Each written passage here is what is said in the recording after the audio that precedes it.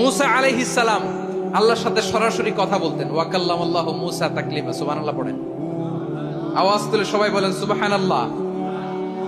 এখন বনি ইসরাইল হচ্ছে পৃথিবীর সবচেয়ে গোয়ার জাতি।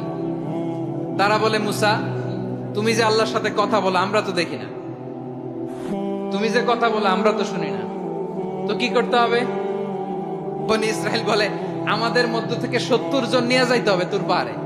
ওরা আয়েশা যদি কয় হয় আমরা শুনছি, তাহলে বিশ্বাস করবো। কত বড় ডাকাত দেখছেন বনি ইসরাইল। এদের চেয়ে গোয়ার জাতি নাই। এত গোয়ার তুমি করেছো মুসা আলাইহিস সালামের সাথে। তুমি যে আল্লাহর সাথে কথা বলে আমরা তো দেখি, কি করব? 70 জন আমাদের বন্ধু বান্ধব যে যদি দেখে, তারা বললে ওকে আসো, 70 জন আসো। 70 জন নিয়ে গেল। মুসা আলাইহিস সালাম হারুন আলাইহিস সালামকে খেলাফা দিয়ে গেলেন, আল্লাহ ওনাকে নবী বানালেন। মুসা আলাইহিস সালাম বললেন, হারুন খবরদার, বনি ইসরাইলের মধ্যে তাওহীদের বাণী প্রচার করবা, ঐক্য ধরে রাখবা, বিচ্ছিন্ন হতে দিবা না। চলে গেছে। এইদিকে বনি ইসরাইলের এক দুষ্ট লোক ছিল, নাম সামিরি। কি নাম? সামিরি।